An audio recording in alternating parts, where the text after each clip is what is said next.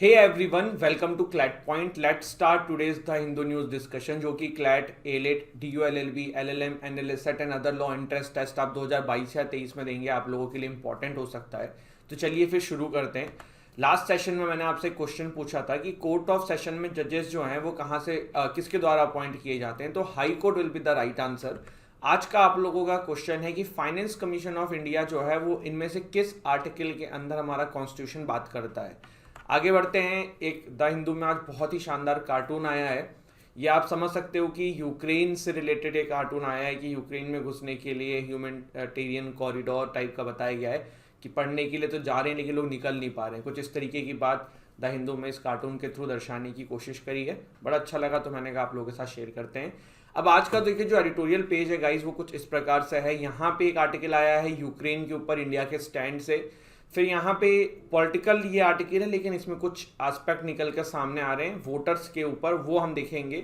इसके अलावा फिर यहाँ पे एक आर्टिकल आया है तमिलनाडु में घटना घटी है उससे रिलेटेड, एंड देन हमारी ब्रह्मोस मिसाइल जो पाकिस्तान में भूल से चली गई थी उसके बारे में। और इस पेज पे सारी पॉलिटिकल न्यूज़ हैं जो हमें डिस्कस करने की ज़रूरत नहीं है। तो चलिए फिर आगे बढ़ते हैं, एडिटोरियल्स को डिस्कस करना शुरू करते हैं।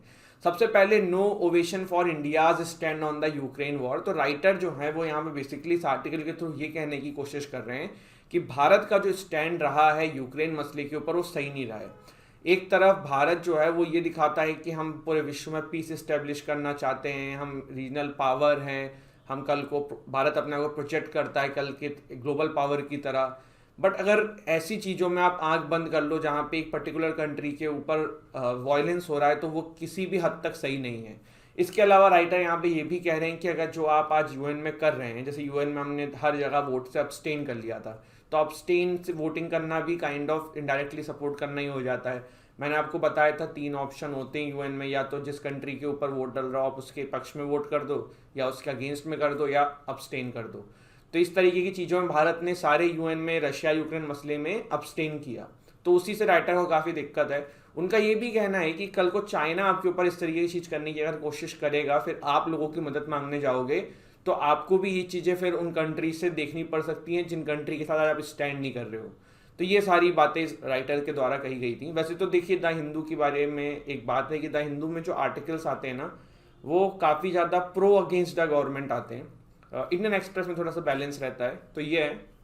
बाकी सरकार ने ये क्यों किया था, हमने पहले काफ़ी सारे एडिटोरियल्स में डिस्कस किया हुआ है कि रशिया आपके साथ बहुत पुराने समय से खड़ा है। काफ़ी सारा मिलिट्री इक्विपमेंट्स आप रशिया से इंपोर्ट करते हो अपने देश के अंदर, तो आप रशिया के अगेंस्ट में इतना नहीं जाना चाहोगे। रशिया ने 1972 में यूएस के अगेंस्ट में आके आपकी मदद करी थी। तो these are some major issues जिसकी वजह से भारत जो है वो यूक्रेन के साथ नहीं खड़ा है। और यूक्रेन ने काफ़ी बार भारत के अगेंस्ट में अलग अलग जगहों पर स्टेटमेंट्स भी जारी करी हैं, तो ये भी एक मसला रहा है। ये आर्टिकल जो है ना काफ़ी अच्छी बात बताने की कोशिश कर रहा है। इसमें यह दिखाया गया है कि भारत के वोटर्स का पर्सपेक्टिव क्या हो चुका है और किस तरीके से लोग वोट दे रहे हैं। तो इन्होंने कुछ पॉइंट्स के अंदर इसको डिस्कस किया है। सबसे पहले वोटर्स जो हैं अब अपनी आवाज़ साफ साफ रखने लगे हैं। जैसे कि पहले ना कास्ट बहुत ज़्यादा पॉलिटिक्स होती थी, कास्ट बेस्ड पॉलिटिक्स बहुत ज़्यादा होती थी। आप उत्तर प्रदेश का एग्जांपल ले लीजिए, यहाँ पे रीजनल पार्टीज आ ही नहीं पाती थी, 2 पार्टीज के बीच में कास्ट बेस्ड इलेक्शन होते थे और वही जीतते रहते थे। बट अब जो है कास्ट वाला सिस्टम जो है ना वो उत्तर प्रदेश में बहुत कम हो चुका है। ये बात इस बार के इलेक्शन में साफ दिखी है। इसके अलावा फिर राइटर एक पॉइंट उठाते हैं कि डायनेस्टीज को अब कोई पसंद नहीं कर रहा है। जैसे कि ठीक है, राहुल गांधी जी नहीं प्रोजेक्ट हो पा रहे थे, इस बार उत्तर प्रदेश के अंदर प्रियंका गांधी जी को प्रोजेक्ट किया गया था, पर स्टिल कुछ भी कांग्रेस की हालत जो है वो सही नहीं रही। और सिर्फ उत्तर प्रदेश को आप हर जितना स्टेट जहां पे भी इलेक्शन हुए हैं वहां पे देख लीजिए, तो कांग्रेस जो है बिल्कुल खत्म होने के कगार पे है। तो वही चीज यहाँ पे देखने को मिली। परफॉर्मेंस पे फोकस हो रही है, जिन्होंने प्रूफ कर रखा है। ऐसा नहीं है कि हवाई फायर पे बात हो रही है। उत्तर प्रदेश में योगी आदित्यनाथ जी के आने से क्राइम कम हुआ है तो हुआ है, चीजें बेटर हुई हैं तो बेटर हुई हैं। तो लोगों ने इस चीज पे देखा है, लोगों ने देखा है कि डेवलपमेंट प्रोजेक्ट हुआ है, अनुशासन प्रोजेक्ट हुआ है, सुशासन प्रोजेक्ट हुआ है। और जैसे कि अलग अलग स्टेट्स में जहाँ जहाँ पे सरकारों ने अच्छा काम किया है उनको लोगों ने ट्रस्ट जागृत किया है। इसके अलावा सबसे लास्ट में जो एक बहुत बड़ी स्टेटमेंट अलग अलग लोग देते रहते हैं कि नेशनल लीडरशिप कोई मतलब नहीं रखती है स्टेट के इलेक्शन में, तो राइटर यहाँ पे उसको भी क्रिटिसाइज करते हैं और वो कहते हैं कि ऐसा नहीं है। जनता जो है वो ये भी देखती है कि नेशनल लीडर कौन है इस पॉलिटिकल पार्टी के, और फिर उसी हिसाब से वोट देती है। कहीं ना कहीं उसका भी इन्फ्लुएंस रहता है। तो ये सारी चीज़ें इस आर्टिकल के थ्रू राइटर ने कहने की कोशिश करी, जो काफ़ी अच्छे पॉइंट्स इन्होंने निकाले हैं। इसके बाद अगला आर्टिकल जो है ना वो देखिए आपका यहाँ पे मैंने लगाया है क्या, जस्ट अ सेकेंड, ठीक है, ये वाला एडिटोरियल मैंने लगाया नहीं है, लेकिन किससे रिलेटेड बता देता हूँ। अभी देखो हुआ क्या था, कुछ दिन पहले भारत की एक देखो ब्रह्मोस मिसाइल आपको पता है, हमारी सुपरसोनिक मिसाइल है, ब्रह्मोस एरोस्पेस के द्वारा बिल्ड करी जाती है। BrahMos is a company of a joint venture of Russia and India, जहाँ पे 50-50% स्टेक है दोनों के। रशिया इसलिए हमारे लिए बहुत जगहों पे इंपॉर्टेंट हो जाता है, ब्रह्मोस जो है ना उसमें भी रशिया का स्टेक है, एंड रशियन कंपनीज आपको काफ़ी सारी टेक्नोलॉजी सप्लाई करती हैं ब्रह्मोस के अंदर। तो ये जो ब्रह्मोस मिसाइल थी वो टेक्निकल ग्लिच की वजह से पाकिस्तान के साइड में चली गई थी, जिसके बाद काफ़ी सारा हाहाकार मच रहा था। फाइनली जो है चीज़ों को सॉर्ट आउट कर लिया गया है, भारत सरकार ने स्टेटमेंट भी जारी कर दी कि टेक्निकल ग्लिच की वजह से ऐसी चीज़ें हुई थी, चीज़ों को नॉर्मलाइज किया गया है, पर चीज़ें जो हैं वो गलत हैं, वो उसमें तो कोई डाउट नहीं है, और ऐसी चीज़ों का ध्यान देना चाहिए, क्योंकि कल को ना ऐसी चीज़ों की वजह से एक बड़ी टेंशन क्रिएट हो सकती है दो कंट्रीज़ के बीच में। अब यहाँ पे देखिए जो charge the affairs of Indian high commission थे इस्लामाबाद के अंदर, उनको 2 बार बुलाया गया था पाकिस्तान के सरकार के द्वारा। अब यहाँ पे देखिए हाई कमीशन टर्म यूज हुआ है, आप में से बहुत सारे लोग कंफ्यूज हो रहे होंगे कि सर एम्बेसी क्यों नहीं हुआ। तो एक चीज बिल्कुल दिमाग में बैठा लो, जितने भी आपके कॉमनवेल्थ ऑफ नेशंस है ना, वो आपस में हाई कमीशन टर्म यूज करते हैं, और वहां पे फिर डिप्लोमेट जिसको हम बोलते थे उनके जगह पे आप लोग मोस्टली एक टर्म देखेंगे सुनने को, या तो हाई कमिश्नर या फिर कभी कभी ये भी बोला जाता है चार्ज द अफेयर्स, ठीक है। वहीं यहाँ पे आपके जो एम्बेसडर होते हैं या एम्बेसी के अंदर होते हैं, तो ये थोड़ा सा एक बात है, बेसिक डिफरेंस है। High commissioner is the term use for representative to the Commonwealth of nations, it is what they use to address each other as well. वहीं यहाँ पे आप देखिए in addition to the Commonwealth nation the representative of the government of India in other nation is known as ambassador. For example representative of India in Russia is called as the Indian ambassador to the Russia, ठीक है। The Commonwealth nations in the office of Indian Foreign Ministry is called the High Commission. The office of Indian Foreign Ministry are known as embassies in non-Commonwealth nations. तो ये मैंने आपको बताया detail में, बाकी चीजें थोड़ा सा इसके बारे में और जो है आप हमारे टेलीग्राम चैनल से पीडीएफ डाउनलोड करके पढ़ सकते हैं। आगे बढ़ते हैं, मर्डरियस प्राइड, ये पूरा मसला क्या है। देखो तमिलनाडु में एक बड़ा दुर्भाग्यपूर्ण एक घटना घटी और उससे रिलेटेड ये आर्टिकल है। हुआ क्या था, तमिलनाडु के अंदर ना एक अपर कास्ट की महिला ने एक लोअर कास्ट के बंदे को प्यार किया था, और फिर ये लोग शादी करने वाले थे, जिसके चलते हुए उस कास्ट के कुछ लोगों ने उस बंदे को अबडक्ट किया और मार डाला।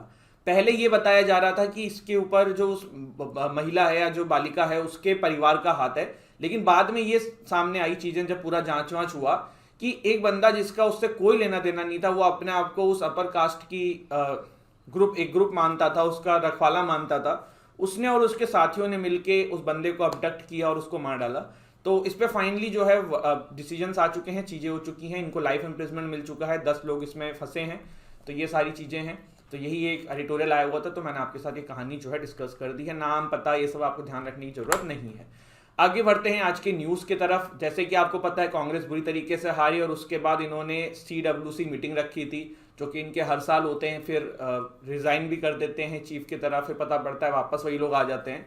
तो इस बार तो रिजाइन भी नहीं किया, चिंतन शिविर रखने की बात करी है, देखने की बात करी कि क्या सिचुएशन है, क्या प्रॉब्लम है। इसके बाद PM briefed on missile issue review defence system. अभी प्राइम मिनिस्टर नरेंद्र मोदी जी ने एक मीट रखी थी, जिसमें सबसे पहली चीज तो डिस्कशन में आई है वो ये आई है कि ये जो मिस्टेक हुई है अभी ब्रह्मोस मिसाइल का पाकिस्तान में जाना, ये सब कैसे हो गई है। इस पर वैसे भी एक हाई कमीशन जांच बैठी हुई है जो चेक करेगी क्या मामला था। दूसरा, यूक्रेन और रशिया वाले मसले पे भी यहाँ पे बातचीत हुई है।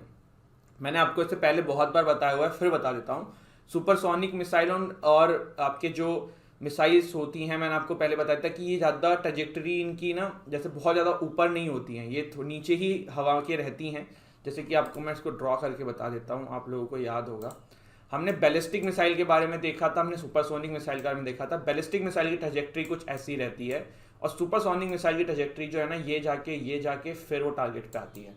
रडार के रेंज में बैलिस्टिक मिसाइल जल्दी आ जाती है, सुपरसोनिक मिसाइल नहीं आती, क्योंकि ये कम हाइट पे उड़ती है। तो ये बेसिक चीज़ थी। India relocated embassy in Ukraine to Poland, तो चीज़ें खराब हो रही हैं यूक्रेन में, इसकी वजह से हमारी वहाँ की एम्बेसी जो है वो हमने पोलैंड शिफ्ट कर दी है।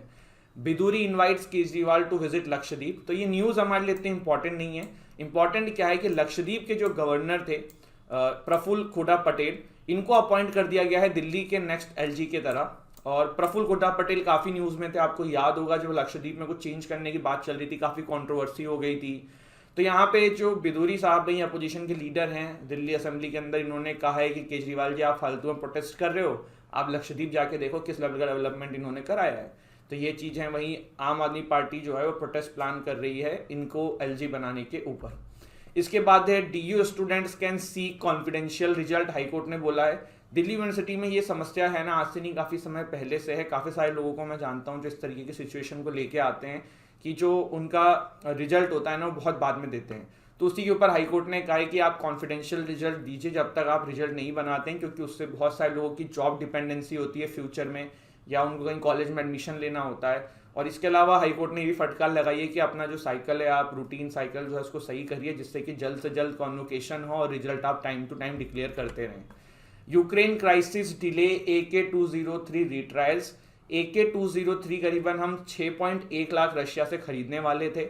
अब यूक्रेन और रशिया कॉन्फ्लिक्ट की वजह से ये 1-2 महीने डिले हो गया है, ऐसा हमारी गवर्नमेंट की तरफ से कहीं से खबर आई है।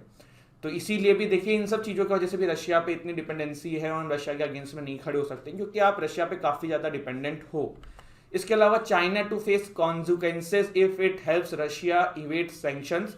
तो यहाँ पे यूएस ने ऐसा बोला है कि अगर चाइना जो है वो रशिया की मदद करने पहुंचा, सैंक्शंस को हटाने के लिए पहुंचा, तो फिर देखिएगा अगर चाइना कुछ लूपहोल्स निकाल के रशिया की मदद करेगा तो फिर चाइना के ऊपर बहुत सारा दबाव पड़ेगा और चाइना के ऊपर भी कॉन्सिक्वेंसेस उसको फेस करने पड़ेंगे। ऑल्दो यूएस जो है ना हवाई फायर करता है, चाइना कर भी देगा ना तो मुझे नहीं लगता है, जो अभी तक देखने में लगता है कि नहीं कर पाएगा कुछ।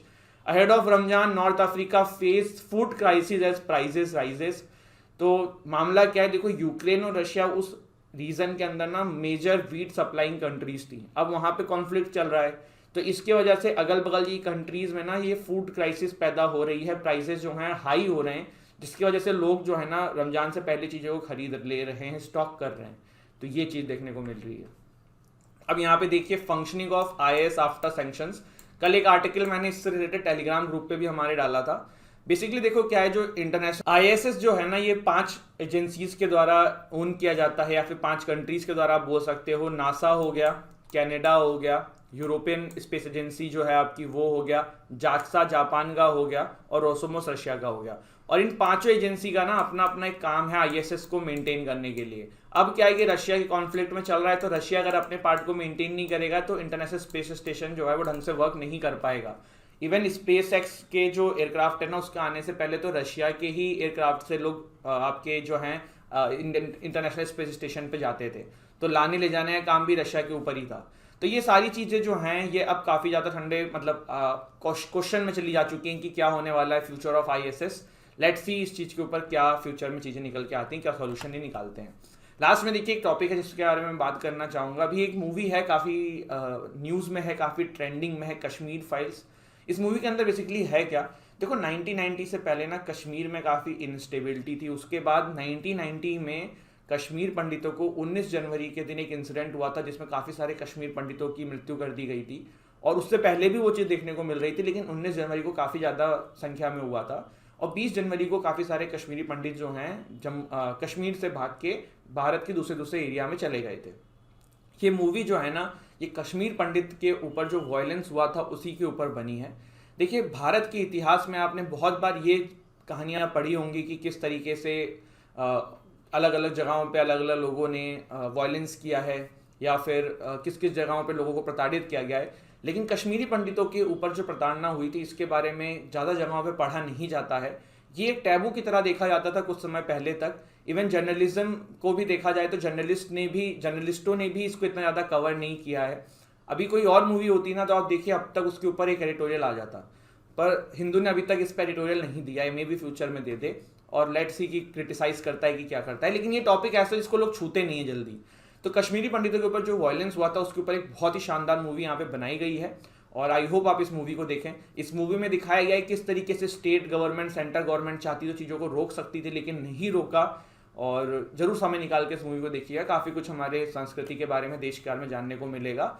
एंड यहाँ पे जो ये एक्ट्रेस है ना, इन्होंने एक बहुत इंपॉर्टेंट रोल अदा किया हुआ है। ये एक प्रोफेसर हैं एक प्रोमिनेंट यूनिवर्सिटी की जो दिल्ली में है, और मैं उस यूनिवर्सिटी का नाम नहीं लूँगा। ये उस मूवी के अंदर दिखाया गया है, और वहाँ पे ना ये लोगों को ब्रेन वॉश कर रही हैं, बच्चों का ब्रेन वॉश कर रही हैं, उनको भड़का रही हैं कि कश्मीर को आज़ाद करा, ये ऐसे ऐसे करके कुछ चीज़ें हैं। और आपको ना एक यूट्यूब पे जाइएगा, मैनन करके सर्च करिएगा, एक प्रोफेसर हैं उसी यूनिवर्सिटी की, उनका एक इंटरव्यू दिखेगा, एक उन्होंने एक स्पीच दी है, वो दिखेगा, सुनिएगा उस स्पीच को। तो यहाँ से वो किरदार जो है ना, उस स्पीच से या फिर उस कैरेक्टर से ये किरदार आया है, और काफ़ी शॉकिंग था वो स्पीच। पर ठीक है, उसमें लोगों के अपने अपने व्यूज़ हो सकते हैं इन चीज़ों को लेके, और मेरा कोई यहाँ पे अपना व्यूज़ नहीं है। मैं मूवी में क्या हो रहा है, क्या कंट्रोवर्सी चल रही है, वो आपके सामने रख रहा था। तो दिस इज इट गाइस। अगर आप लोग किसी भी एग्ज़ाम की तैयारी कर रहे हैं जिसमें से क्लैट है, क्लैट LLM है, एलेट है, DULLB है, NLSET है, तो आप इनके 2022 या 2023 के जो हमारे बैचेस चल रहे हैं इसमें इनरोल कर सकते हैं। प्लस आप इनके मॉक्स हमसे ले सकते हैं। करना क्या है, डिस्क्रिप्शन में जाना है, हमारे ऐप का लिंक है, हमारा ऐप को डाउनलोड करना है, स्टोर सेक्शन में जाना है, इन कोर्स को परचेस कर लेना है। रिवीजन के लिए एडिटोरियल एक बार देख लेते हैं क्या क्या देखा था। तो हमने यहाँ पे इंडिया यूक्रेन में जो भारत ने स्टैंड लिया है वो देखा, वोटर्स की क्या थिंकिंग चल रही है, तमिलनाडु में जो एक इंसिडेंट हुआ है, अनगाइडेड मिसाइल करके एक आर्टिकल देखा है। तो this is it guys, thank you so much, जय हिंद, जय भारत।